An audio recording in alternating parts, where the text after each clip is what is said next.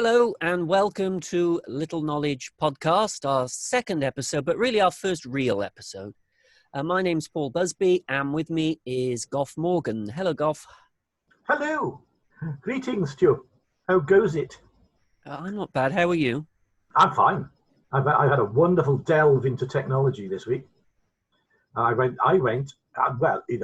at, Amazon online, and I even went to Asda and bought high-tech provisions in the form of these earphones and a microphone. Exciting times. Actually, you had quite a nice, or at least your lamp had good reviews from last week. Oh, did it? Yeah, your lamp. It's slightly different this week, but the lamp stole the show last week. But yes, it was blazing away. Well, I thought it was a bit too glowy, so I just got the stand there in the background. So, but I don't see it quite so bright anyway. Oh, it's fine. Perhaps the microphone's in it. Perhaps the camera's in a slightly different position. My background just confused. I think confused people, my background. But I think if you're going to have fake luxury, the more the merrier, really. So I'm quite happy in this study, my fantasy study. Wearing that very ornamental hat. Yeah. It's fine. If anything, I've got too few chandeliers. We did get some feedback. And by the way, thank you very much for those who watched and for those who liked and for those who subscribed, because it really did help. So thank you very much for that. Yeah. And if you haven't and you don't want to miss one of our episodes, please click the little subscribe button below and you won't miss us. Yeah. You can't really miss us. It's only been a week, hasn't it, really? But I mean, we grow on people. It's like a fungus. We did get some feedback. Rosemary said about Lady Troy, who was the aunt of Blanche Parry, lady to the bedchamber of Queen Elizabeth. There were a lot of powerful female characters in the Beaufort family in particular. But yes, Lady Herbert of Troy was quite a big name. She basically taught the future Queen Elizabeth I as a young girl.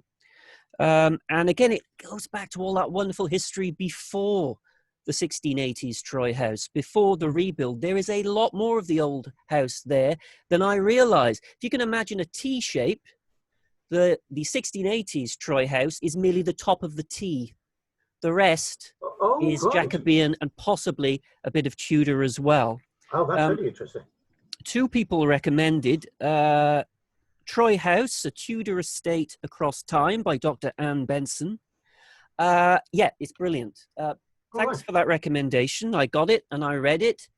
And there is so much more. We'll have to do a proper episode on Troy House if we get a chance at some point. Yeah, that's interesting. Amazing. Oh, and I did find something, Goff, on this. I was looking around and I found an interesting little picture. If I can just share it. There you go. Now, what you're looking at is the oak room of Troy House, while the Dukes of Beaufort still owned it. But what can you see near the fireplace? It is not the crib of Henry V, is it? Yes, indeed. It is the cradle of Henry V. There it is. Oh, my gosh, there it is. As it turned out to be, not. No, I know. It seemed like a good idea at the time. You will not find the oak room at Troy House at the moment. It's gone. That's a shame. But that's very interesting because that oak panelling there looks very much older than 1680. Well, it is. That fireplace looks Jacobean for a start. You are right. And I wouldn't be surprised if the panelling's possibly Tudor. You don't need to be surprised. The panelling and the fire surround came from Raglan Castle. Oh, good Lord, never. So during the Civil War unpleasantness, they essentially moved an oak room of Raglan Castle to Troy House. And when they sold Troy House, they took the oak panelling to where you'll find it now, to Badminton House. Oh, gosh, right. So they didn't just move home, they moved the room as well. Yeah. Oh, that's really rather nice, isn't it? Yeah. So it hasn't just been wound up in a skip somewhere like a hell of a lot of things do. It's actually it's found a new home. Well, it's found three. It's his third home, isn't it? Now it's a better bit, that panelling, doesn't it? Yeah. Also, before we start, Duke of Beaufort's been in the newspaper again. Huzzah for the Duke of Beaufort! By the way, I found his album on Spotify, and I listened to his album, and it is prog rock. He is very very good. I mean, he played at Glastonbury and everything. But this is the latest from the Duke of Beaufort, again in the Times, who seem to love him. The Duke of Beaufort, who describes himself as a talentless golfer, is keen to play again now that restrictions have been lifted, but notes Corona guidance rules state that you mustn't touch your opponent's balls. A great pity, as I always like to give them a gentle tweak before the round starts. And don't let his grace get anywhere near your niblick. So there we are. Dear old Bunter. Bunter is rapidly becoming one of my favourite members of the aristocracy. Now, we're going to be talking about someone who isn't a member of the aristocracy, and if he was, surely wouldn't have been one of your most favourite members, Mr. Thomas Prothero. Ah, a man Git of this parish. Git of this parish. Well, a man genuinely to be afraid of if you were in Newport, Monmouthshire, as was back when he reigned supreme. Just have a little look at his CV. These are some of the things he did. He was an agent for several estates. He was a banker, a coal mine owner, a coal exporter, a slade and timber merchant, Newport Town Clerk, Premier Solicitor in Newport, Under Sheriff of the county, Treasurer of the county, and he became High Sheriff of the county as well. Some of these at the same time. Oh, yeah. He was, if anybody's familiar with the works of Gilbert and Sullivan, particularly the Mikado, Pooh Bah is a character in that who's described as Lord High Everything Else. And that is very much Prothero. He was that small town official who occupied practically every role, you know. He frequently crops up in sort of vice chairmans and deputy chairman type capacities as well, which is very, very interesting considering the character, because he wasn't someone to necessarily push himself forward. And he's frequently deputy chairman or vice chairman to somebody who's affable, but potentially quite useless. So you know that he's sort of using them almost as a screen in these various things, and I guess he's involved with charitable trusts and all the usual great acts of goodness, and you see the road commissioners and all sorts of various things. But lots of things seem to do very, very well for Mr. Prothero out of those associations, shall we say. But he came into town quite a shadowy character in a way, and that shadow never lifted throughout his entire life. I mean, in 1780, he was born in Usk in 1780, and he was the illegitimate son of Thomas Prothero Sr., who'd served as recorder of Usk. He'd worked for the Duke of he was steward for the Duke of Beaufort. I wonder if he spent any time in that caretaker's flat that we saw last week at Troy House. What a peculiar coincidence. Because that's where the stewards were. I say illegitimate son because not only were the digs against Prothero his whole life by his enemies, such as John Frost mentioned illegitimacy, despite what Wikipedia says a lot of things. The Welsh Library, I think it was, proclaimed that he was illegitimate, but sadly gave the wrong reason for it, but a perfectly understandable one, because on one of the census records where you put parish, well, usually you put your parish. If you're illegitimate, you sometimes put the county. And sure enough, Thomas Prothero, parish, Monmouthshire. And of course, any other time in any other place, that would have been fine. But everyone in Monmouthshire had Monmouthshire. I see. Oh, that's interesting. There's someone who got very angry about this for the longest time, Goff. There were 2 sentences on Wikipedia in capital letters. So shouting out this error and really meant it, and saying, therefore, he is not illegitimate. But he is. And the reason why we know this is because the baptismal certificate, 8 years after he was born, in 1788, his baptismal certificate states he was the base son of Thomas Prothero of Usk and Mary Campbell. Oh, no, we know her mum at last then, because we've been puzzling about her mother, haven't we, his mother? Because we had a bit of a wild dig around to try and find out who the father was, because of all these various sort of patronages. We wondered whether one of those had actually been, knocking boots with his mother. but we weren't sure his mother's name for a long time. So you found that out recently, did you? A little while back. We haven't really Yeah. talked about Prothero for a while. No. But also she pops up in the will of Prothero's father. So Thomas Prothero Sr.'s will does give monetary allowance to Mrs. Mary Campbell. So whether she was married when he had an affair and made her pregnant, or perhaps more likely she was a widow. So she was not an employee of his then? She wasn't a servant? I have no idea who she was. Of course, had she been born a century later, you have the census records.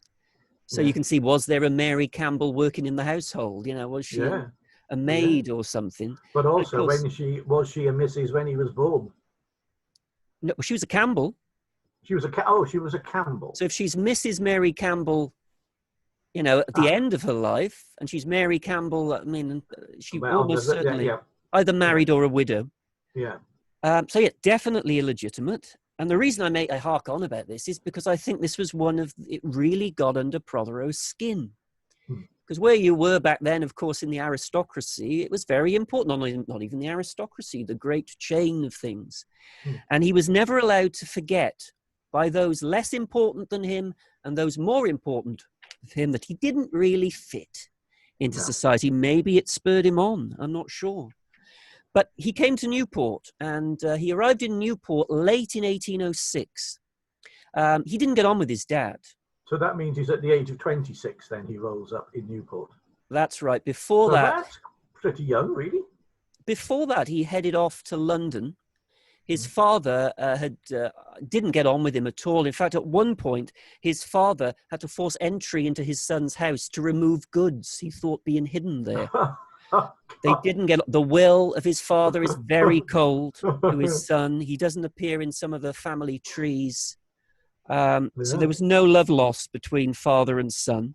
So he heads off to London and he becomes an article clerk. So Prothero is trying to learn the law in London for a while. Well, I found a fascinating little bit here. What do you make of this, Goff? I found this in a magnificent, rare newspaper called the Bristolian.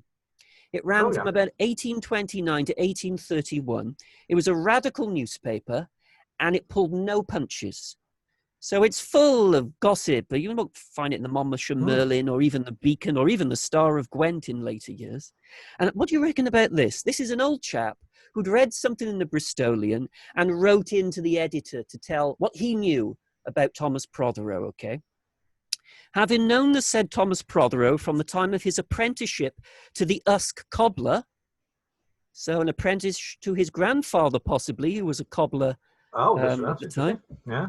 You may start at this fact, but it is no less true, down to the present moment. I beg to inform you that the worthy gentleman was born at Usk, and is the son of his mother. But whether he ever had a father or not, I cannot tell. I know the fact has been doubted, and he has doubted it himself, having at various times taken up the name of Probyn, Campbell, and Prothero. Oh, well, now that's intriguing. Isn't that? No, right. So, because his mother's name was Campbell. Yeah, so that's... And I wonder who Probyn was then. Probyn, yeah.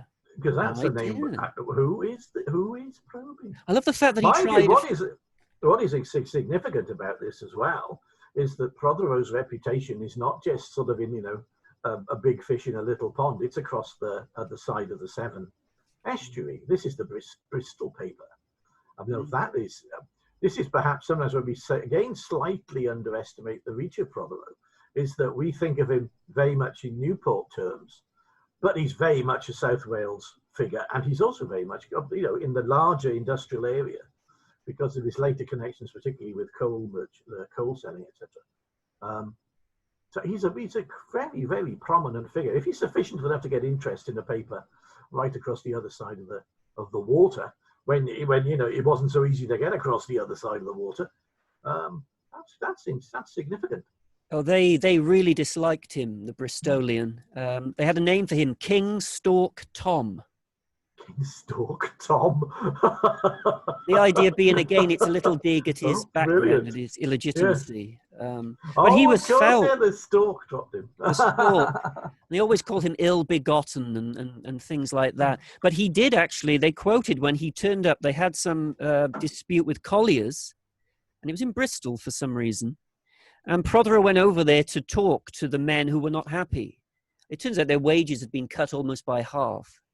And Prothero went there, according to the Bristolian, we've got to remember the source is not exactly neutral, but it is of the time. And Prothero sees this crowd of people, and he picks out the ringleader, who speaks like a gentleman, is dressed like a gentleman. And Prothero goes up to him and he says, "Who are you? Some gentleman's bastard, I presume." Oh, and the man turns on him and says, "No, I'm not." Suggests that Prothero is, and basically sends him away with a flea in his ear. And it was a lovely quote he said to Prothero, which made Prothero look slightly stunned and taken aback. It's all about, again, he mentions the cobbler, but he also says that around my neck would have been a silken rope, not a hempen one like you. Now, to understand what he means by that, if you get hanged and you're a nobleman, you're entitled to use a silken rope. Hemp was for the lower class. That's right. Yeah, that's referred to in Kind Hearts and Coronets at the very end. Yeah, it's the hangman turns up, and it's his last gig, and he's very proud to be using the silk and not the hemp. Well, there you go. That makes sense. It's another dig, isn't it? But Newport is the place to be, okay? He hasn't got much money when he turns up in Newport. It was said that for a while he couldn't afford his rent. And John Frost said that Thomas Prothero arrived in Newport with but the shirt upon his back. So he wanted to set up a legal firm, a struggling solicitor, but the suggestion that he might not even be able to pay his rent initially suggests that any favors his father had done for him are gone. So he has to make his own way in Newport. Well, basically, the favor was, I'll put you through the legal training, and that's it. You then make your own way. That's it. That's so basic, because somebody must have paid for the legal. And whatever he had. Absolutely. But Newport at this time is a Klondike. It's a boom town, because all the exploitation of mineral wealth in the north of the county, all the valleys, the iron and the coal, its natural outlet is Newport. So Newport exploded in population and possibility. The streets of Newport weren't exactly paved with gold, but they were paved with coal and iron, which was just as good. So he caught Newport just at the right time. It's like a terrible joke of history, that, isn't it? You provide the man with all the resources he needs. But if you're a penniless, illegitimate lawyer in Newport of 1806, you haven't got much chance on your own, I don't think, of breaking through. Well, no, I mean, Newport is not quite a boomtown at that point. It's starting, though. It's starting at that point, so he's right at the start of the rush, the coal rush, if you like. Because at 1800, if I'm right, Newport had a population of something like 900. Now, by the time you get to the 1830s, he's got a population of 30,000. So he's occupying, if you like, that period of this massive growth, massive influx. But it hasn't quite kicked off when he rolls up, does it? No, he's caught the wave. Oh, yeah. His initial, if I'm right, his initial sort of success doesn't come from the business aspect that he gets involved, exploitation he gets involved in later on, but it comes from patronage, which he sort of calls in somehow. Is that right? Absolutely. And how he calls it in, the Newport of that time is absolutely dominated by one family, really, and that is the Morgans of Tredegar Park. Yes. Such a powerful family they were. What are you peering at, Paul? It looks like I am peering at that. Sir Charles Morgan. Sir Charles Morgan. Bless him. There he is. Yeah. Now he is the man that you wanted to get in with. Really, he owned an awful lot of the town of Newport. His family had settled at Tredegar Park for centuries. And it was said of Sir Charles, oh, by the way, Goff, tell people something about this statue. tell something about the statue. Where it used to be. Right. No, this is again one of those statues that's moved around. It was originally in a small square in Bridge Street called Queen's Square in front of the Queen's Hotel. When that was restructured, they moved it up to Clither Park, and it became known as Old Man's Park. So Sir Charles' statue is the old man in Old Man's Park.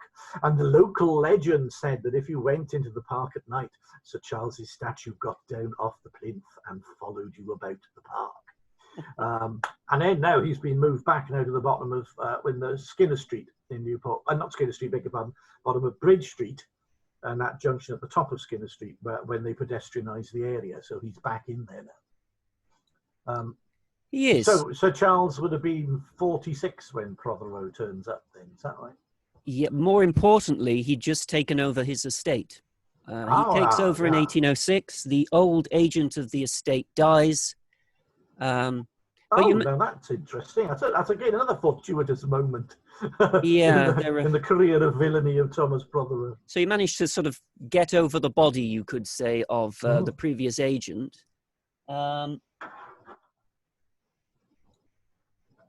But as you can see, the people of Newport respect Sir Charles Morgan. Oh, bless him. He hasn't had a bollard in his head for a while. It's always placed on there when it does appear in a sort of likely jaunty angle, which gives him a certain frisson of friendliness. He's not just standing there like holding a pint of stout, as you see that one great philanthropist in the middle of the haze in Cardiff. He's got a bollard on his head, proper bollard. That is easily 12 foot in the air as well. So to get up there, it's quite difficult. It's almost a tribute in a way. You've dedicated yourself to get onto the top of that plinth and get that bollard on his head. No, in a way, I don't think he would have minded, because Sir Charles Morgan loved dressing up in all kinds of ridiculous costumes. And he was actually quite an approachable man. And there's nothing he liked better than going to dine at Nappa's. Now, Nappa's at the time, you might think, is that a grand restaurant? No. It was in High Street, and it sold muffins and confectionaries. Mr. Nappa. Mr. Nappa's muffin And it shop. went on, right? It founded in 1808, Nappa's. It went all the way up until the end of the 19th century. It was replaced at one point by the Tredegar Memorial Corn Exchange. So it was near that site. It was quite close to the Murringer, it must have been. If I'm right, that was Viscount Godfrey put that up when the first Lord Tredegar died. So that's right. Sir Charles's son. So you're a whole generational gap. Yeah. Basically. I just think if anyone opened a cake shop, I mean, it's in Newport. It's so easy to call it something generic, isn't it? Yeah. To call it Nappa's would be quite special to Newport's history. It would be lovely to see the return of Nappa's, wouldn't it? I have to get muffin shop. I have to get rid of Sir Charles. I can't look at him with that traffic cone on his head much longer. But why Sir Charles? First of all, how does he get an interview with Sir Charles? But he does. Now, one of Sir Charles's faults was that he was very susceptible to flattery. I mean, he always believed the last person who spoke to him, and if you poured honeyed words in his ear, he loved you like a brother. Now, if Prothero got a meeting, which he appears to have got, and if he poured lots of honeyed words in the ear of Sir Charles Morgan, then maybe that's the reason why Sir Charles gave him the plum job, new agent of the Tredegar estate, a very powerful position in southeast Wales. And I'm still wondering whether there was another in somewhere with Sir Charles as well, because it does.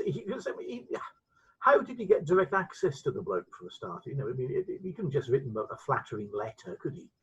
I know they come in at the same point. I know he's looking for a new agent. He's looking for these things, but it does seem as if he's actually got in there very, very easily. So perhaps it is a last whiff of the sort of the patronage of his father, or some connection with those circles. So it's come via, you know, the recorder, etc., of the county and things. So it just has seemed too lucky, because there must have been a hell of a lot of other people much more established and equally capable of buttering up Sir Charles to get in Yeah. there. It still is a very, very lucky break if it was luck, which is what makes me think it was possibly a little bit, one of those sort of slightly nepotic things. I think if you've run an estate, or if you've been head of an estate for 40 years and your old agent dies and you think, I want to change it, I want to try it with this young 26-year-old man who's never done anything like this before, that's one thing. But when you come to the job in your first year and you have to replace an experienced person to go for a fledgling lawyer. In fact, I think maybe it's another part of Sir Charles's personality, which we might be looking for the solution here. He hated conflict. He loved all the nice jobs, giving mince pies to orphans at Christmas, but anything unpleasant, he just didn't want to know. So he needed someone. Throughout the 18th century, the Tredegar estate was run very poorly indeed. There was a building near St. Woolas that hadn't paid any rent to the Tredegar estate for 19 years. No one seemed to notice. Sir Charles's dad sorted things out and laid the foundations. But maybe Prothero said, I can make money for you. And Prothero was very much an attack dog, very ruthless. And if you have him there, he can do all the unpleasant stuff. And Sir Charles can go to his fancy dress balls and pat orphans on the head and things like that. Maybe there's an element of all of it involved. But that makes Sir Charles seem slightly, perhaps a little more calculated than perhaps he was. Because I've always thought Sir Charles is just vaguely, if anything, one of those very detached, cushioned people who has never really had any sort of challenge or any sort of a. I don't think that's to his to his authority. I mean. Yeah. So he hasn't had to. He's used to things working out for him, So I think that's interesting, but I'm not. It gives Sir Charles a slightly more. I'll let him do the dirty work. Whereas I think a lot of the time when people were telling him latterly what Prothero was up to, he refused to acknowledge that he would do such a thing. But that would be acknowledging unpleasant things. But either way, whether it was still intriguing. But whether it's by design or not, that's exactly what happened. All the unpleasant stuff was done by Prothero, and he proved to be a very ruthless agent of the estate. The old Tredegar ways of doing things were cast aside. Lots of old not retainers, but old tenant farmers that had an understanding that if they had a very bad crop, that if the rent was difficult that month, they could arrange something as their grandfathers had done. That was now gone. In fact, you had to pay before it was due, because sometimes if you tried to pay your rent when it was due, Prothero would refuse to accept it. So it became a legal matter. And if it's a legal matter, you were only allowed to use Mr. Prothero's newly set up legal firm in High Street, Newport. So he made financial benefit every time you missed your rent. So you can imagine he's also putting in clauses to benefit himself. But also what he's done, which is another side of the sort of the cleverness of him, is he's not necessarily, it's not illegal. He's just like spotted the loophole. Yeah. They have to get it, but he doesn't have to take it. Now that is where that's the malignity of it, is that it's not even someone who just turning up and going out into the snow with your poor blind old mother, though I'm sure he would have had a cape if he could have. It's someone who sat down and callously looked at the law and gone, there's a gap there and I'll exploit that. Oh yeah. That's the thing about it. It's that will he skates dangerously close to the edge of the law an awful lot of the time. He never quite breaks it a lot of the time. Yeah, there's a lot of people that do that, but I wonder if many enjoyed it quite as much as Mr. Prothero. He seemed to. I mean, some of the things he did. First of all, he said, "Let's have a little." I'm wiggling a bit tonight. I must apologise. You wiggling? Yeah, I got a backache. I'm sitting funny in my chair, so I'm just wiggling about. Just ignore me. I'll just carry on wiggling here. You have a wiggle. Right, I'm ready to go. I've repositioned. Okay.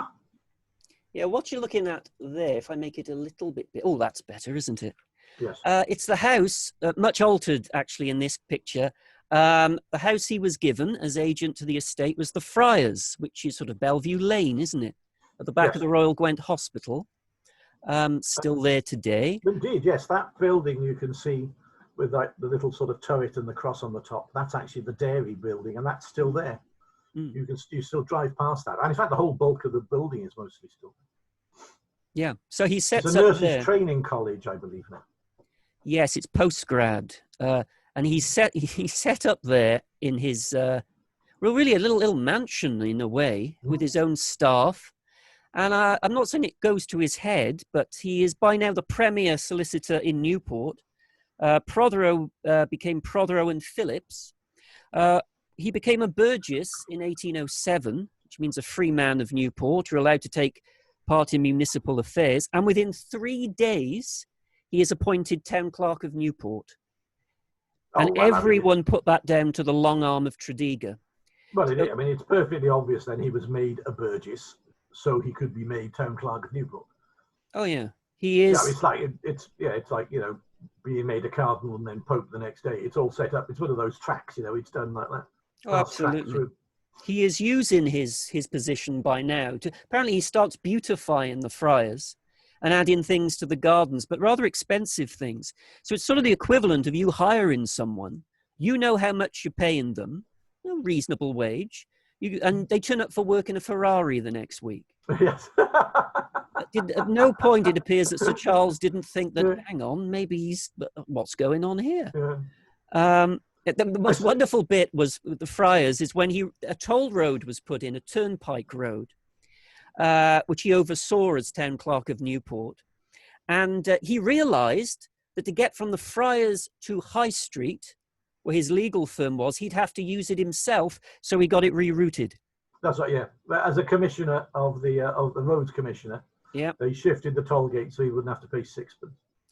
By now, all the business, not just of the Tredegar estate, but of Newport, was passing itself across Mr. Prothero's desk. So he was inserting all kinds of clauses that don't necessarily benefit the town, but benefited him financially. So it appears he's creaming off everywhere. He becomes the agent of 2 estates other than Tredegar. So he gets up very early in the morning, this man. He's an extremely hard worker. But you get the feeling that even at this point, people are slightly afraid of him. I mean, he's been involved in physical assaults. He was a physically aggressive individual. Never always worked out for him, but I mean, there's one story particularly where a chap was accused of attacking his Prothero's brother, and Prothero calls him invites him to his house. And as soon as the bloke steps foot in the hallway, he just beats him up, basically. And at the same time, the bloke was a magistrate. He was a magistrate. So you get called to the magistrate, and the magistrate knocks 7 bells out of you and then kicks you out the front door. It's amazing. I think, wasn't it chap he worked with called, was it Powell? Who wrote to refer to him as my dear prize fighter? No, that was William Adams Williams, who was an MP. Yeah. But you're quite right about Powell. He was a bruiser himself. Powell was Thomas Powell of the Gare Mansion. They basically got together and became coal exporters. Powell became very famous. I'm sure a lot of people watching this will know of Powell Dufferin, which is what his firm later became. And it was said that Thomas Powell was a bear of a man, but he was probably at one point, possibly, the world's largest coal exporter was Thomas Powell. Thomas Prothero, who you see here, painting I hadn't seen before. This is from Newport Art Gallery. There he is. He looks quite respectable there, doesn't he? Yeah. Quite respectable. He got in league with Thomas Powell. And Prothero also became a big coal exporter. And I know what you're thinking. It's all work, get money off people, fleece the masses. Well, it wasn't just that. Mr. Prothero was also involved in charity. Oh, God. Charles Williams. Williams charity, otherwise known as the Killian charity. Yeah. It was set up by Charles Williams. It's still going to this day. It's been an excellent charity, concentrating quite often these days on education in Killian. He was a fig merchant but some exotic way he made money. When he died, he set up this charity, and to the present day, all the way from the day it was set up, very respectable, apart from one little blip when Mr. Thomas Prothero was the treasurer of the Killeen charity. And again, if anything happened, because the reason why he wanted it wasn't because of charity, it was because it was an estate with mineral wealth on it. And all the houses on it, if you needed your roof fixed, you had to go to Prothero, Slayton Timber Merchants. And so he had it all sewn up. And it also meant, more importantly, that not only were the Tredegar tenants under his power, but now the Killeen tenants, the charity tenants, were under his power as well. He'd basically carved out his own little empire here. Oh, yeah. And he hadn't really stopped. I mean, he was still on the go with this. More and more scandals started arriving with Mr. Prothero. The appropriating harbour duties was an extraordinary one because of the sums involved. The idea was, essentially, there was a harbour, the duties had to be paid each month, each year, and the excess, the profits were to go to the Duke of Beaufort, who built the quay, the harbour, to begin with. After a few years, it was suddenly realised that the Duke of Beaufort hadn't received a penny. No. A chap called Edward Edmonds collected the money. Yeah. And he was asked, well, what did you do with the money? He said, well, I gave it to the Town Clerk of Newport. Newport, yeah. So basically, it went into Prothero's office and never came out of it. Yeah. £1,600 worth. And this is when? Well, this is in the 1820s. Oh my goodness! And well, before. You're looking at the equivalent of possibly even $250,000 in today's terms. Yeah, all in his pocket. Yeah. There was a time when he and Thomas Phillips, who was his partner from 1824 in the legal firm, Prothero and Phillips, they headed off to London to lobby for a bill that Newport didn't want anyway. Yeah. And when they came back, the expenses that they charged were almost as much as the harbour duties we just talked about. So I don't know what on earth they were doing in London. Yeah, I don't know how they could have possibly even spent that amount of money at the time they were actually there. Now, is this, excuse my ears early, is this Thomas Prothero that he goes up to London with? Beg your pardon, this Thomas Phillips that he goes up to London with. Is this the Thomas Phillips that becomes mayor? Yes. Or is it the father? No, it's the one that becomes mayor. Because that's another connection in the town, is that Prothero may have actually been the town clerk and never gets a sort of elected role. But out of, I think, of the first 3 or 4 mayors of Newport, practically all of them have a major connection to Prothero. So it's possible, I mean, you've got Phillips, you've got Lewis Edwards, you've got a number of people, all of them are major sort of Prothero creatures in a way. Well, absolutely they were. But so basically the mayor of Newport, who becomes mayor of Newport, Thomas Phillips, eventually Sir Thomas Phillips, he first crops up in our tale this evening, involved in a really hooky, expensive scam. Yeah, I'm afraid so. There's no. It doesn't augur well. It doesn't augur well. He becomes an extraordinary man in later life, but this part of Thomas Phillips's life is can it be anything other than shadowy when you're a partner of Thomas Prothero? I mean, it is a little dodgy, isn't it, really? And the people thought it was pretty dodgy as well. One man in particular, a draper, John Frost, had unwisely hired Thomas Prothero's legal services. It's all to do with an uncle's will. And it all ends up, as things usually do, with practically everyone losing money apart from Mr. Prothero. Yeah. There's a wonderful description of Frost where he goes in to complain about the fact that all the money he should have gotten from the will for somebody else, actually, he wasn't even getting it for himself, has now gone in the fees that they took to get it sorted out. And he describes Phillips sitting in the back of the office laughing at him and finding it hilarious funny that all the money they could have got from the will has gone straight into Prothero's office. Yes, he describes at the time Phillips as being Prothero's creature. Oh, he does that, does he? Oh, he does, yes, he does at one point. Not the only one to do it either. Oh. By the way, it's not just Frost and people complaining. Another lawyer accused Prothero of sharp practice at the time and accused him of doing stitch-up deals with auctioneers and of being a loan shark. A loan shark? Oh, that's very interesting. I haven't come across that one before. Oh, yeah, he had... That's a whole new depth to his villainy, isn't it? He had a finger in many Napper's pies, didn't he, this man? Yes. He was absolutely everywhere. So now John Frost... Right. Hang on, before you go on, am I right that Prothero's office initially was in the same street as Frost's draper shop, Oh, Thomas Street in Newport. What you're thinking of is his first digs. We think might have been in Thomas Street. Right, so not his office, but his digs. I believe so. And I mean, High Street Newport would have been extraordinary then, because it had so much in it. If you walk down High Street Newport, you had all of Newport life was in High Street. You had the Tredegar Estate offices. You had Napper's Pie and Napper's Muffin Shop. You had Prothero and Phillips, attorneys at law. You had John Frost's tailor business. Lewis Edwards had a rival tailor's business as well. Oh, yeah. They must have been very well dressed, the people of Newport at the time. They really must two tailors, they must have been going for it. But the thing is, you forget how small Newport was at the time. I mean, it is very, very tiny. Essentially, it was the High Street, and that was more or less it.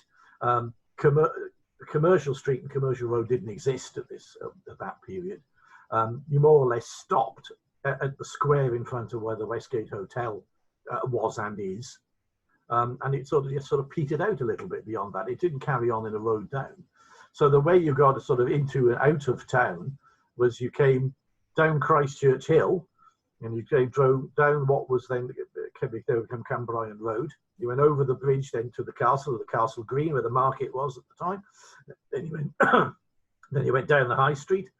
At High Street, you got to the bottom of where the old west gate of what might have been the town wall was, though it's questionable whether Newport had a town wall, but that's it, out to the west gate. It was a west gate there. And then to get out of the town, you went up Stowe Hill. And you headed out. That was the way out towards Cardiff as well, because you went up over the old Ridgeway routes. And also the Stowe at the top was a separate town from Newport at the bottom. So it's not all one big conurbation as you think about it now. It was a small place at the starting point of this fracas between Frost and Prothero. Well, John Frost was a person who wasn't going to take it, really. He wrote a letter to, this is 1820, he wrote a letter to Mr. Prothero pointing out what he saw as sharp practice and all the things wrong with the way he treated their case. And for the longest time, Mr. Prothero did nothing with this letter. Some of the letter could be seen as libelous because even if it is all true, there's no way you could actually prove it. So Prothero realized this and didn't say anything at the time. He must have had files like J. Edgar Hoover. He just filed it away until it could become useful. And it became useful again when the Duke of Beaufort's key scandal started up and Frost was kicking off about that. And he needed to silence this man. This man on the screen now was a problem. And so Prothero got it back, the letter, and sued John Frost for libel. And he was pretty confident that the bill would go ahead. There are some interesting parallels between the two of them, aren't there, really? Which is quite interesting. Because, I mean, Frost, as a young man, spent a lot of time within London, where he gets involved in radical politics and democracy politics and things like this.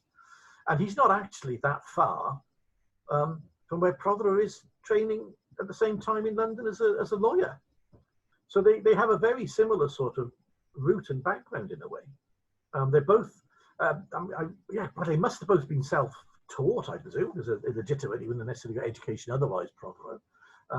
Frost was very much a self-taught individual as well. And I think, didn't you at one point spot that in order to Frost to get to some of the meetings he was going to, you had to walk past the office where Prothero was actually articled?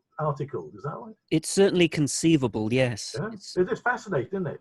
So they have a long grudge, but it doesn't sort of necessarily kick off with this argument about a will.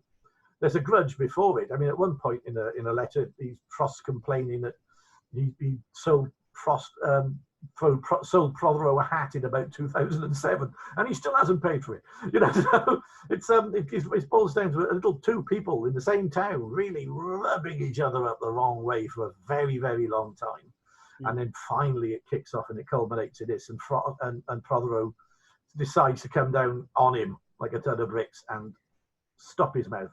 It does. Now, before you can have this tried, you need to make sure it's a true bill. So it comes up before a court in Prothero territory. He seemed quite confident about this. And the reason he was quite confident is that he almost certainly stacked the jury. As part of it, one of his civic roles, he got to choose juries, even for his own case. And so bizarre. It's bizarre. It is unbelievable. Okay. I wonder if you can spot what might be a problem with this jury. Okay. I'll tell you who they were and where they came from. Mr. Ruddle Richards, Killian. David Prosser, Killian. William Lewis, Killian. William Powell, Killian. John Thomas, Killian. Walter Charles, Killian. Philip Baker, Killian. William Rogers, Killian. Thank goodness for Nicholas Jenkins of Bishton. That's what I'll say. Some of them were not only from Killian, but they were on land owned by the Killian charity. So technically, Thomas Prothero was their landlord. Yeah, so basically he had them. I mean, isn't it wonderful that I think the foreman of the jury as well, this is from a libel case, mind, the foreman of the jury was illiterate. Yeah. And when he was asked, how do you know what was in the documents, he said, oh, Mr. Prothero told me. It's brilliant. How do you know it's libel? Because Mr. Prothero told me it was. Yeah, the legal side is a little dodgy back then, I think it's safe to say. But also, Frost's defence was that it wasn't libel because it hadn't been published, wasn't it? That he just sent it as a private letter to Prothero, and it had not been published as a pamphlet. So it couldn't be considered a libel. But Prothero lures him in with this. Prothero lures him in because apparently there are all these wild rumours around Newport of what was in the letter. Prothero was telling all these people about this terrible letter he'd been sent by that draper John Frost. And the rumours were outlandish. It contained revolutionary sentiment, that he vowed to burn down Mr. Prothero's house. Oh, yes. My favourite, that the letter was tinged with a delicate poison which affected Mr. Prothero's constitution. So, to put an end to all of this nonsense and all of this, Frost published it and fell completely into the trap set for him by the wily Prothero. Yeah. And that's where the libel case comes in. I see. That's it. I didn't realise that it's more or less sort of goaded him into him with rumour. That's quite interesting. Pretty much. But he did, ultimately, John Frost ends up being fined £1,000, which bankrupts his business, really. And he gets 6 months at Coldbath Prison. Oh, yeah. That's London, isn't it, Coldbath Prison? So it's terrible. And at the time, Prothero says triumphantly, I have shut Jack Frost's mouth for good. But he didn't really, because John Frost... I think disaster, really, wasn't it? A bit of a disaster. Pyrrhic victory, you could say, because all of this inflamed John Frost even more to go down this path of radical politics. And it is a question that should be asked. Would he have ended up a Chartist leader without the tussle with Mr. Prothero all his life, which sort of inflamed his sense of injustice? It may well have been a catalyst, of course. Well, it's one of the reasons that we discovered Prothero was because of this relationship and this idea of this running battle between the two of them that ultimately leads probably to one of them leading an armed uprising down the hill into town. I'm not trivializing. I'm not saying that was the root cause, but I think sometimes if you leave these personal rubs out of this story and you look at it purely as an endeavor within politics and militancy and whatever, you lose some of that human element of it.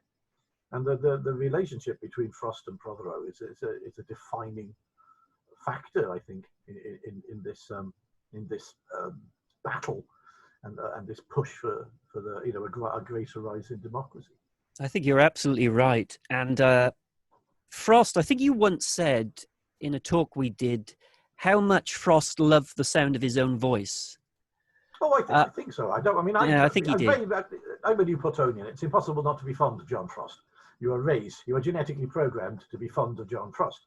And there is something very affable about the man, and ultimately history put him on the right side of things. So you've got to say that. But if you read the pamphlets, you can tell this is a man who loved to stand up there and hear himself talking to people.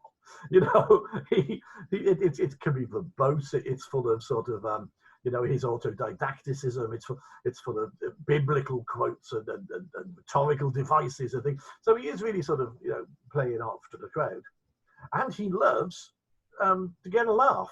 He loves to make the people in power not only look wrong, but ridiculous at the same time. And I think almost like I think we're forgetting how dangerous that was politically. When you cease to be frightened by your lords and masters, when Frost has published a statement in something pointing out how the mayor of Newport at one point got so drunk he soiled his trousers and had to be carried home. But that doesn't look so good. You know, that might not have been a unique occurrence, by the way. No, I doubt it. And they were a fine trouser. Apparently, being a tailor, he knew that they were a fine trouser that had just been bought for the occasion. Probably, I wouldn't wonder if it was from him, you know, although his Edward. And he also he writes about how John Frost should be leading a sort of a parade of the worthies while riding a goose through the High Street. I mean, this is just so dangerous, this man. Well, but I mean, but no, he does love his own. He does like the sound of his voice, of his own voice. Dangerous or not, the people loved it, and these pamphlets were available for sale, and they sold very well in Newport. They sold well in Bristol. This is the thing. Yeah. We're crossing the seven again here, aren't we? Yeah, I'm not sure we're quite aware how militant that side of the water was as well. We know that we were in the southeast Wales, but I mean, they really were every bit as committed to some of the new politics across the water. Yeah, he publishes a lot of these pamphlets until he knows that if he attacks Mr. Prothero again, he says some extraordinary things about Mr. Prothero in these pamphlets, which of course the people loved. What was Mr. Prothero doing in the churchyard with the young lady up against the tombstone? You know, that's essentially, he's accusing him of adultery and all sorts. And this is all being read by the public. He's sort of the tribune. All of a sudden, you can laugh and mock at your oppressor, Mr. Prothero. Yeah. But when he realizes if he does it again, he'll probably end up back in prison. Yeah. And what he does is he still publishes the pamphlets, but he publishes them at people around Prothero. He writes to Prothero's boss, Sir Charles Morgan, a letter to Sir Charles Morgan, then a second letter to Sir Charles Morgan, and then, like the two Ronnies, he had a Christmas special, a Christmas box to Sir Charles Morgan. Now, they are fun. Now, we like to think of it, the Charles Morgan trilogy. The Charles Morgan trilogy. Pamphlets. Yes, it's very good. You could binge on his Charles Morgan letters. He also wrote all kinds of stuff, and you've got a poem that Frost wrote in one of them there, haven't you? Oh yes, truly ghastly. Here we are.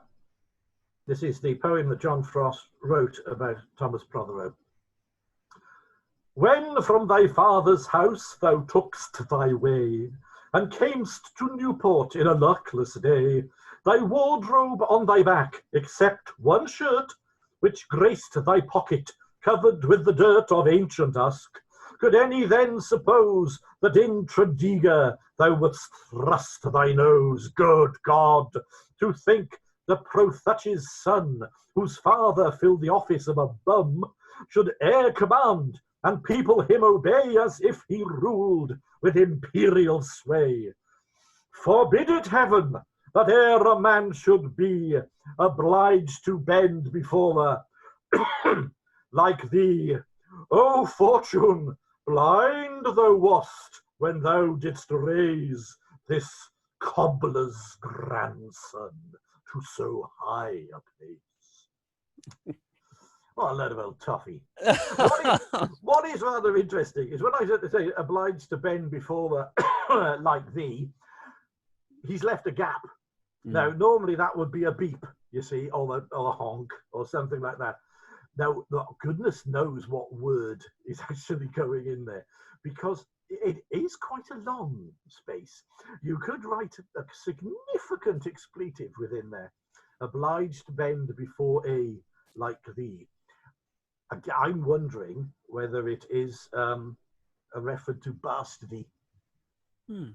Possibly. To bend before a bastard, like something along those lines. Because it's a by the length of the gap, you realise it's not a tiny expletive. It's something else. It's not git. Git's only 3 letters. Oh, it's Prothero.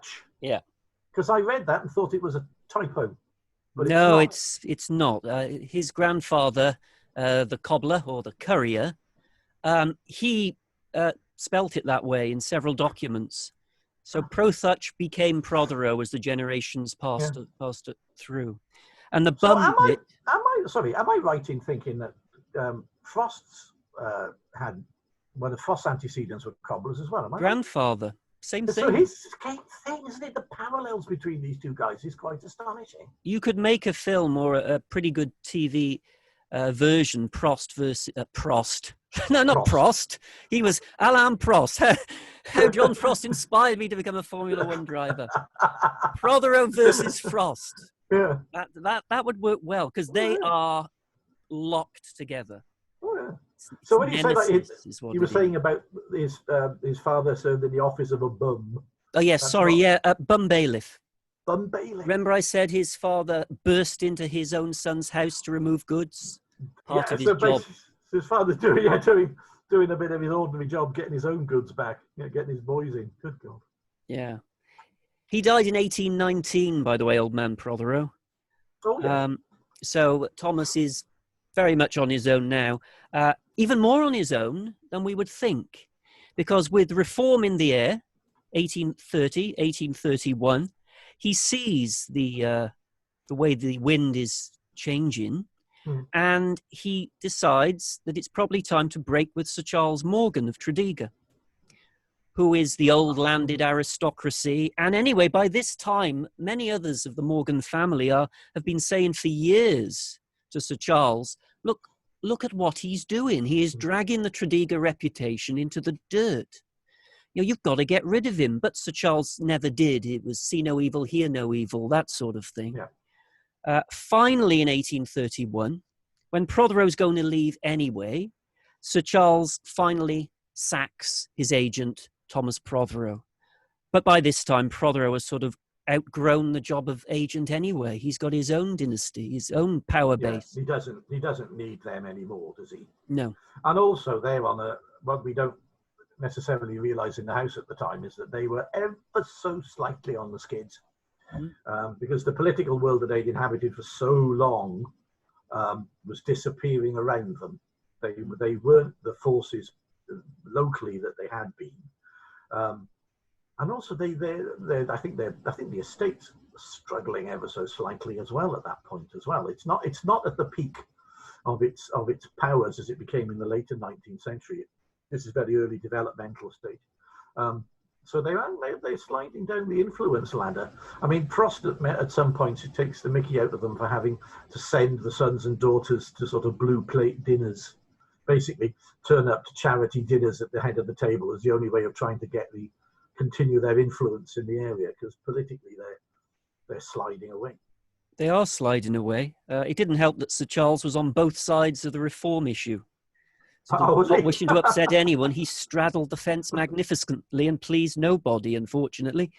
But I always say, and Frost blames Sir Charles, and lots of people in letters blame Sir Charles for Prothero, because he couldn't have done any of this without Sir Charles and the Tredegar estate giving him his start. It's almost as if it's Frankenstein's monster that Sir Charles had not created but encouraged, and of course it turned on his master and rampaged through Monmouthshire. It was inevitable, really, wasn't it? Yes. So Prothero's on his own, but surely the people of Newport, as logical as they are, would realise they've hated Prothero for so long, just because he's turned his coat, and now he's a reformer and run into Benjamin Hall's campaign, the reform candidate. Surely they won't fall for it, but they do. Right, of course. Prothero comes back to Newport and he is cheered through the streets. They unhook his carriage. I always worry about the horses when I read this. Uncouple the I don't know what happened to the horses. They uncouple the carriage, the horses go off down, and take him to, and it still is at the moment, take him to Malpas, to the Friars. Oh, Lead that's him quite to a the steep Friars. hill to get up if they drag that carriage all the way up Stowe Hill. They probably regretted impressive. it. They probably regretted it. Yeah. But I like, as a Newportonian, I know we can get carried away sometimes. And this continued all the way through. A good example of this was in 1946, when the football club Newport County had a great run in the FA Cup. They lost only to the champions of England, Portsmouth, and they almost beat them. Very valiant. It made all the newsreels. People in very large shorts moving very quickly. Everyone in the crowd with a flat cap and a cigarette. Not just the women. So when they came back to Newport railway station, they were heroes, and the people thronged the railway station, and they were going to do the 1949 equivalent of uncoupling the horses. They were going to put the players on their shoulders and march them to their home, because they were close to the fans in those days. You knew them. And so the captain in particular, and he kept shouting down to them, and they wouldn't listen to his humble protestations. They marched him to his house. They should have listened, because he'd moved home. They'd taken him to a completely the wrong house. So sometimes we get carried away. I like to think that's what happened. Prothero almost made a mess of the campaign anyway by cheating and creating Freeman where he wasn't entitled to. So he almost made a mess of it, even though he was on the reform side.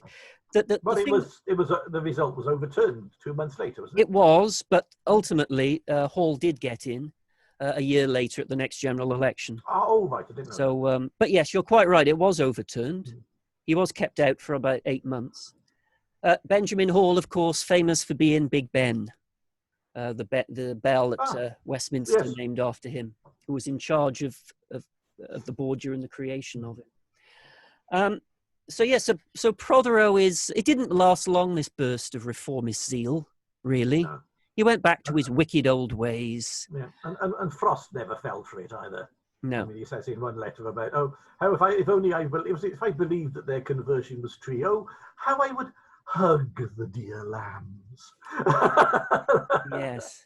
Phillips at the same as Thomas Phillips at the same thing. He obviously, Prothero jumped ship to the reform.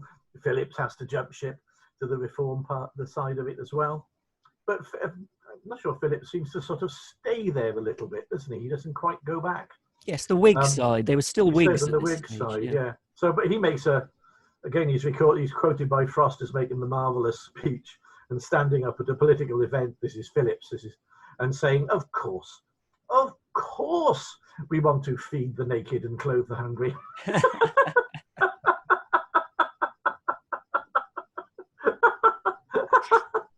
Well, his heart was in the right place.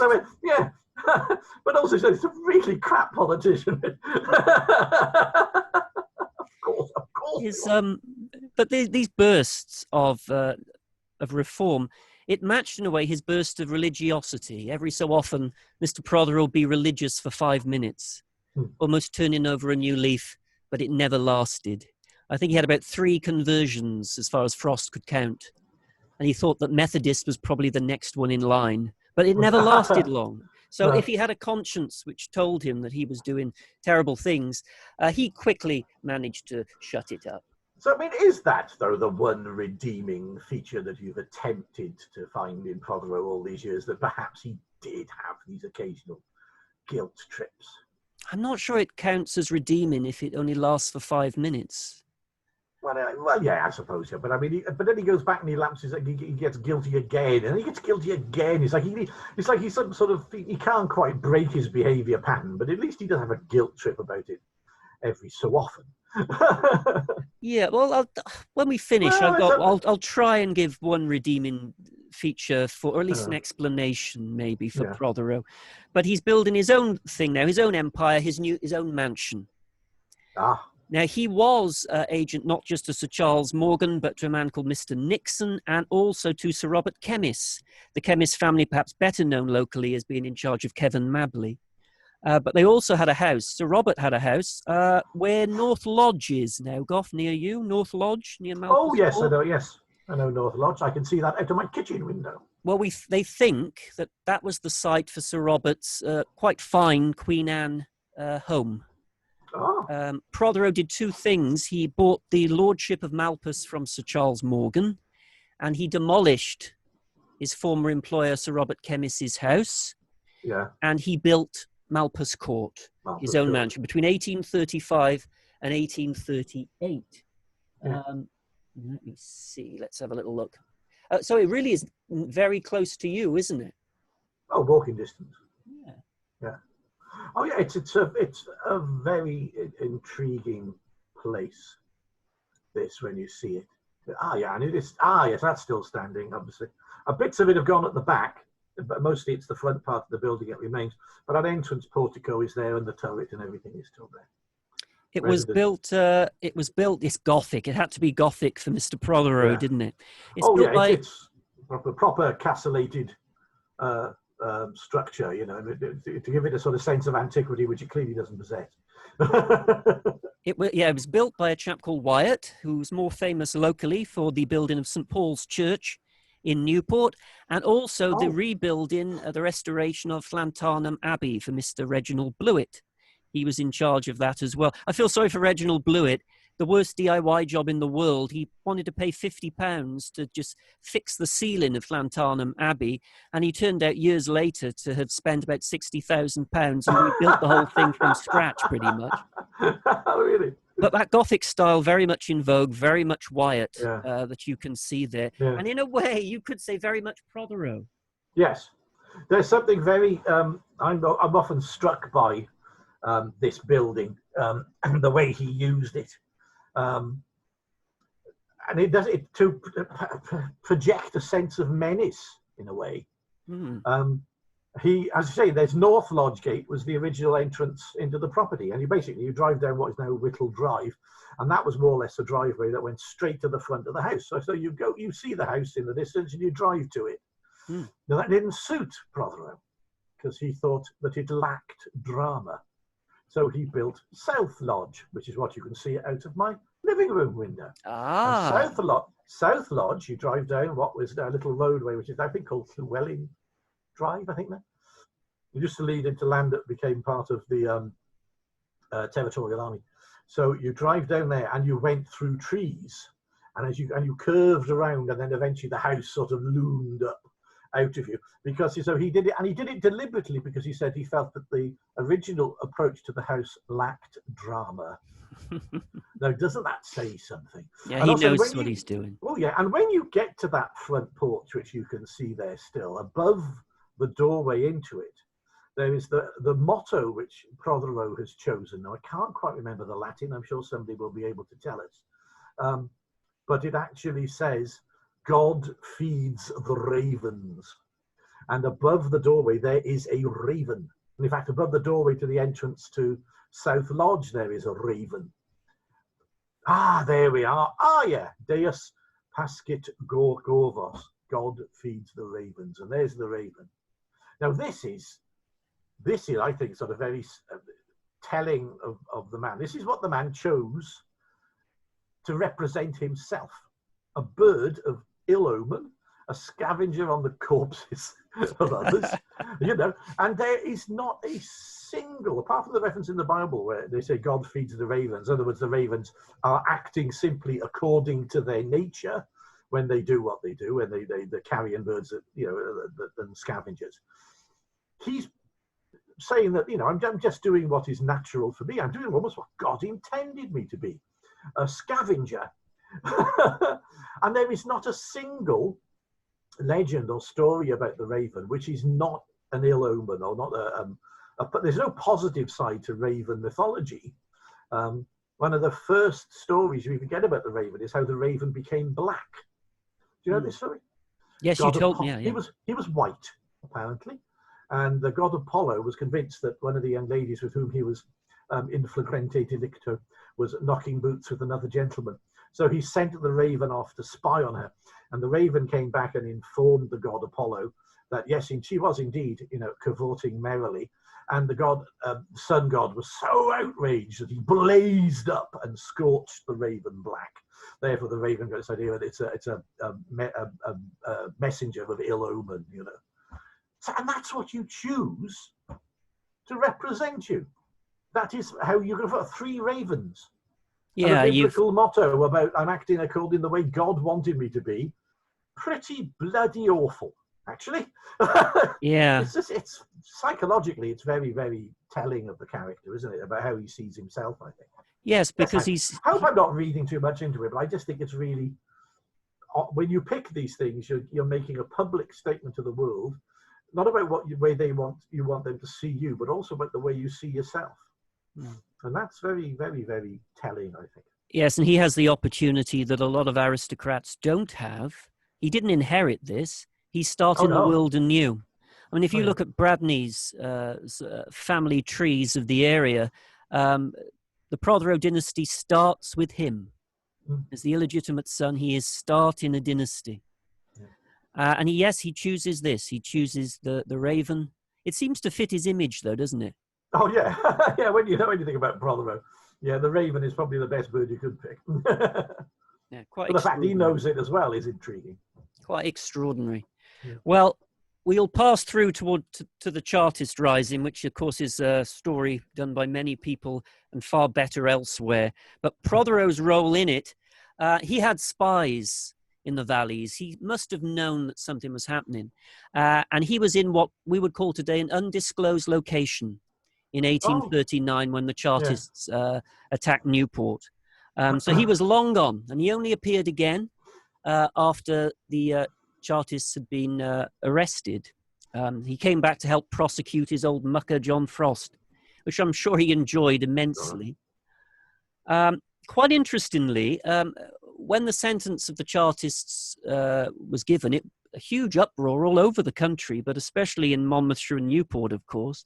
And Prothero's hayrick was burnt as a protest. It was burnt, set on fire.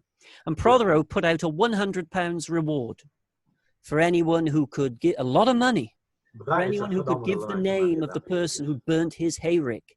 And nobody put a name forward. There was no amount of money that would get people to assist Thomas Prothero in this regard. Although it has to be said, relatively recently, I think in one of the Chartist magazines, somebody did say they found evidence that one of their relatives looked a bit burnt after the hayrick been set on fire. Why is Uncle Ernie smouldering in the corner? Pay no attention to him, darling. Smouldering Uncle Ernie, who looked a bit guilty. Sadly, he died not long afterwards, apparently. Oh dear. So maybe Prothero had yet another victim. Yeah. The curse of Prothero. So there is one thing in defense of Prothero going missing, though. There was a paper found which said what the Chartists would do if they took Newport, whatever that might mean, take Newport. And he was on the list. It was said that they would take Malpas Court, turn it into a poorhouse. I think Tredegar House was going to be turned into a barracks. Prothero and his family was going to be taken hostage. And dear old Llantarnam Abbey, with Reginald Blewett, has only just remade. They were going to burn that to the ground. All the money Reginald Blewett spent on that DIY job. Yeah, but Reginald Blewett was editor of the Monmouthshire Merlin, which is one of the most oleaginous rags you've ever come across. He was. Well, he wasn't editor at that time, but he wasn't editor at that time, but he was part. He was still had a say in it, I think. Sticky, oily little rag. It really is. I've read loads of bits of it. It really is quite ick. Blewett, if I'm right, he's the one that you think he was the anonymous writer of Memories of Monmouthshire, that scandal book, isn't it?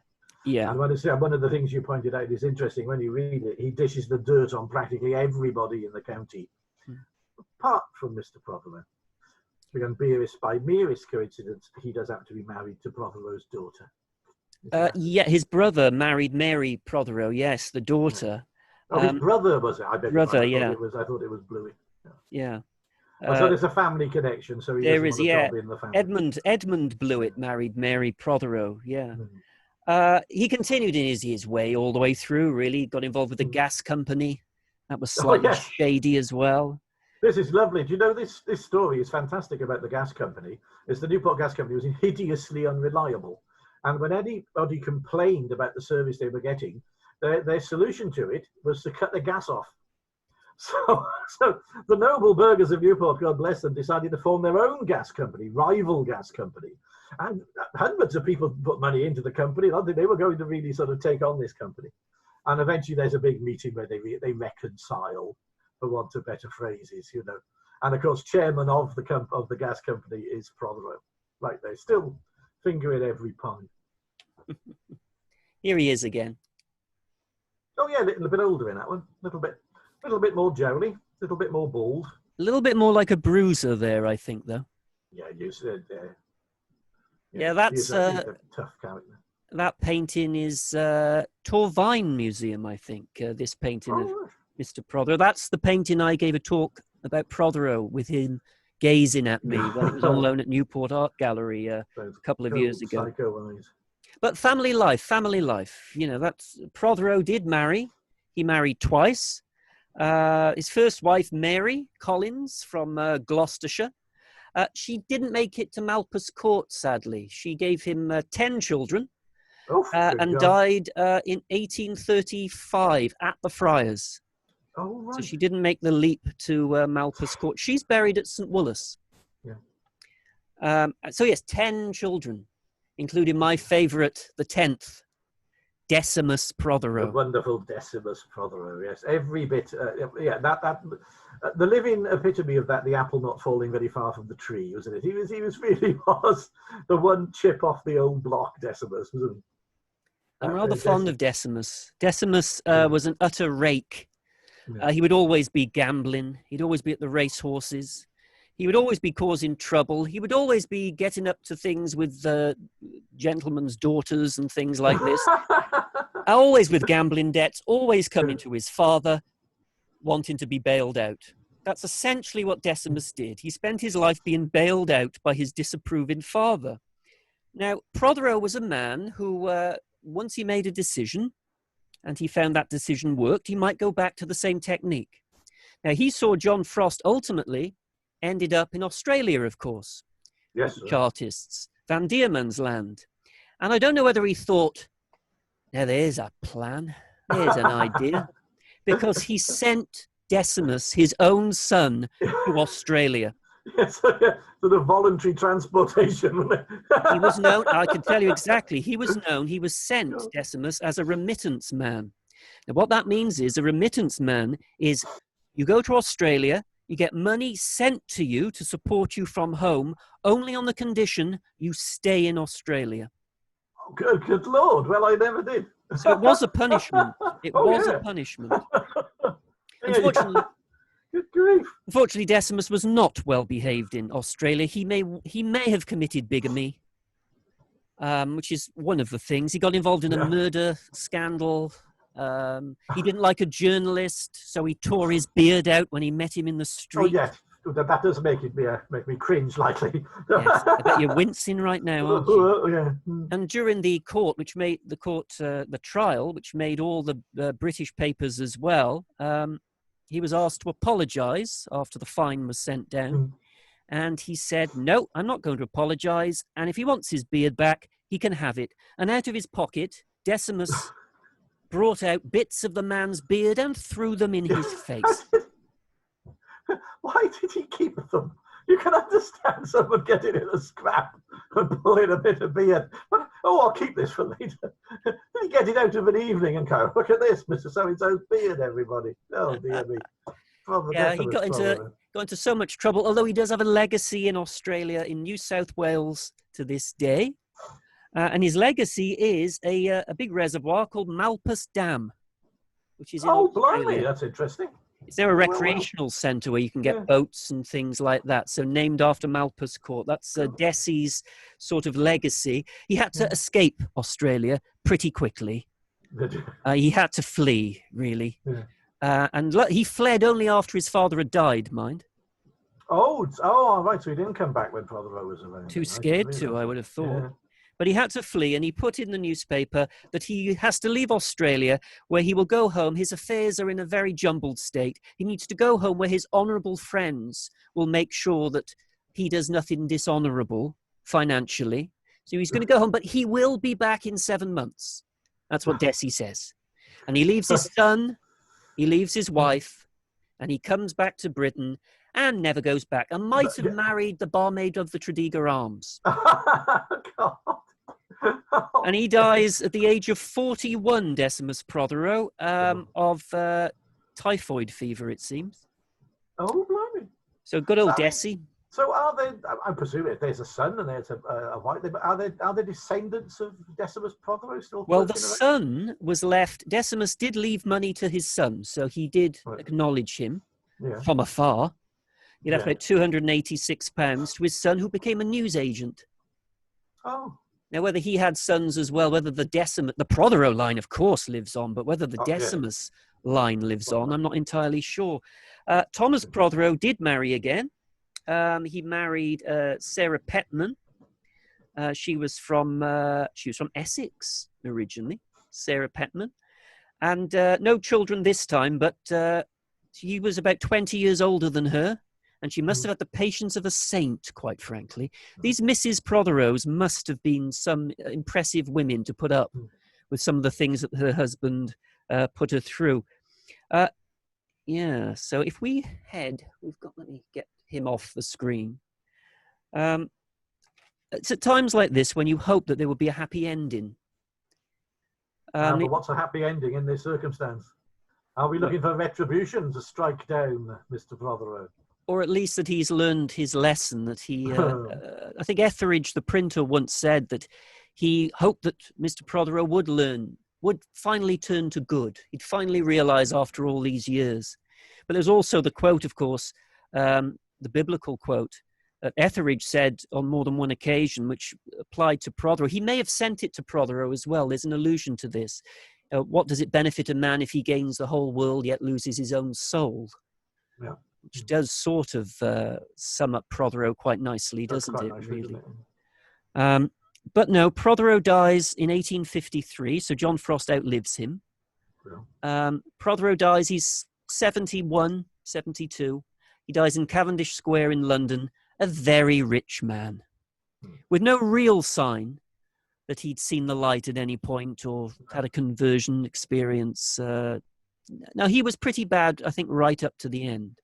But he doesn't get that sort of recognition of the knighthood which big businessmen at the time get.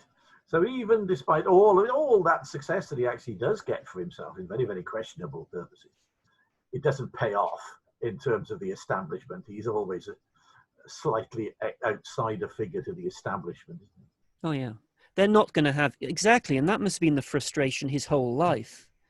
We always say Prothero punched down and was a bully, and there's enough evidence to suggest he was. But he was also swinging up as well. He would never be accepted by either. No. And a bit like dictators very rarely retire. Because as soon as they let their guard down, all the enemies that they have generated over the years wouldn't tear them down. I can't imagine Prothero ever relaxed. He was this figure in the shadows, wasn't he? Yeah, Spider. He's one of those people who realised that you could get more influence by putting sort of stuffed shirts and puppets in positions of authority for you, and you just telling them what to do. I think he ran a lot of his political business and a lot of other business in this area by that means, by placemen. And of course, once you've placed someone, they're in your debt as well, so you've got a hold on them. He had this network of spies. I mean, there's clearly evidence that in one of the broadsheets against Frost that I think is allegedly written by Phillips, can't remember the name of it now, but they're talking about letters that Frost had written about trying to transfer the business into his name of his son, etc., so they didn't lose everything. That can only come out of Frost's home, out of Frost's desk, probably, because there were letters written to his wife about what to do with his business affairs. So they've got somebody in his house, slipping him a bob or two, slipping him a shilling, bring the letters out. And that's how he seemed to operate. So Yeah, it didn't serve him to actually become the prominent, obvious. It wouldn't have served him to be mayor of Newport. Served him Oh to no, sort of, no, no, no, help no. get Phillips in the position of mayor of Newport, or some other malleable twerp put in place. And he did, and he's always the second. He's the deputy chairman, the vice chairman of this, the so and so of that, the treasurer of this. He's never the figurehead of everything. He But he's the can't one be, because if running. he steps No. out of the shadows, the Yeah. light of people examining his affairs, he could never stand for Parliament. Can you imagine a No. campaign? He'll run campains Oh yeah. for other people, but he won't be the figurehead. He has to stay in Yeah. the shadows to thrive. Oh yeah. That's how it is. Extraordinary. I will say, and even when he does good things, it becomes with bad grace. I mean, St. Yeah. Mary's Church, Malpas, needed to be rebuilt. And Prothero said he would give £500, a very big sum, to rebuild the church, on the proviso that they move the church closer to his house. They said, no, we can't. Yeah. It's the ground is an ancient place of worship. And he said, fine, you get £250 then. Oh, £250 is very generous, but it was the fact that even then he was being slightly unpleasant. There is one thing, though, I find interesting. Towards the end of his life, he appears to have been very close to one of his younger daughters, Henrietta. Married a Major Staywell. And Henrietta was in Exmouth in 1850. She's only 30, and she started feeling slightly unwell, and she died very suddenly. His favourite daughter, dead at 30 in 1850. And in his will, Thomas Prothero said he didn't want anyone going to his funeral. Only the servants and my friend Sir Thomas Phillips. Yeah, that's it. No one else was invited. So he didn't go out as a hero. No one was invited. But he said he didn't want to be buried next to his wife at St. Woolas. He wanted to be buried next to his daughter at St. Mary's, Malpas. Oh, so he's there. I didn't realise that. He's at Malpas under the big tomb, lying with his daughter Henrietta and with his second wife, who died in, I think, 1866. So she's buried there, Sarah. Yeah. But yeah, did he win in the end? John Frost is the hero, and Prothero is almost forgotten about, other than people like us in pubs. That's the intriguing thing, is he did. Yeah, he won in the time he was around, but he didn't last. Perhaps that's the game. But the good that you do lives after you, and the evil diminishes. I mean, he was a very, very successful villain, and who wants to remember them? That's at the end of the day. And ultimately, he was on the wrong side of things. Frost and the Chartists won the political argument. 5 of the 6 points of the Charter are now what we take for granted, basically. Absolutely. So he's the wrong side of history. So, and does he deserve more? Probably not. I mentioned last week, that he's referred to in one biography as Frost by a single sentence after an argument with a local solicitor. Perhaps he doesn't really deserve to be remembered any more than that. But from our intents and purposes, I disagree with that. Utterly fascinating. I disagree with that, because you've got to know your past. You have got to know the villains. Hence, they come back again. To simply say, Prothero was a solicitor is missing the point massively, isn't it? Oh yeah. No, I'm not saying it should have happened. But are you going to be sad that he was forgotten?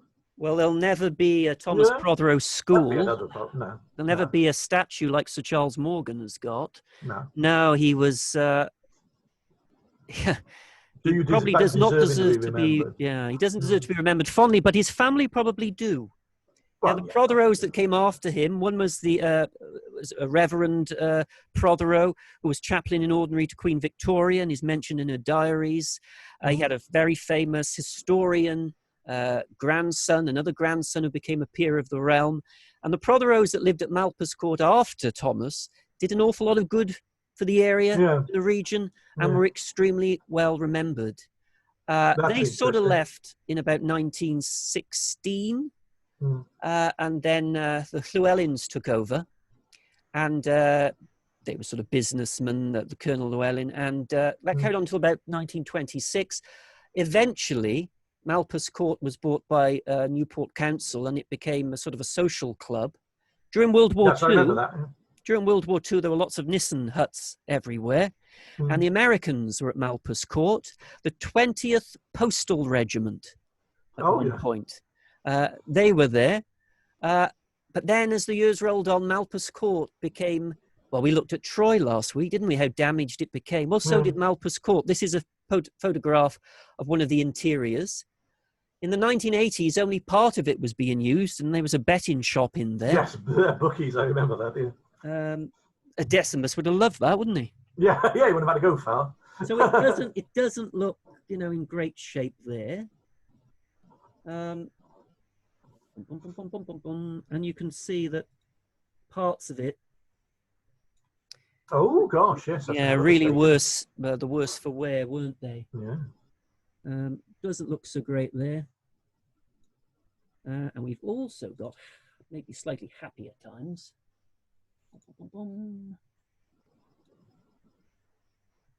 Here we go. Oh, there we are now, more or less, yeah. There we are now. So Malpas Court is still there and is, in normal times, available as a cafe and all sorts as a community centre, isn't it? Oh, yeah, and it's community spaces, community enterprise within it. I mean, it's a very successful venue now, which is quite ironic. The people have taken over at Malpas Court at long last. Yes, the Chartists never got in, but we got in eventually. I was going to ask you if you thought Prothero would be happy about his house becoming for the community. Be absolutely gutted, I should imagine. That's the last thing I'd imagine he would have actually really wanted. I can't imagine he would be happy about it being, for the people. The people were there to make money out of. So I'm not sure if they were paying him to rent it, he might not mind.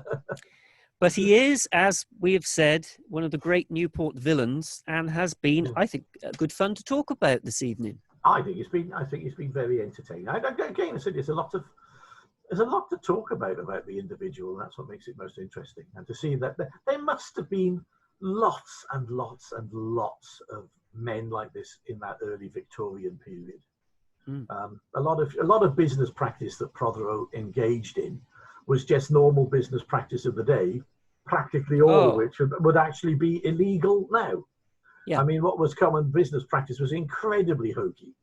And he's one of a part of a group of people who were very much like that. There's an MP called Jabez who was particularly fingers in every pie and dodgy insurance schemes and bubbles and shock bubbles. He was a man of his time, really. He was a very clever bloke. He was a man that came from nothing, but he did it in possibly one of the worst ways you could do it.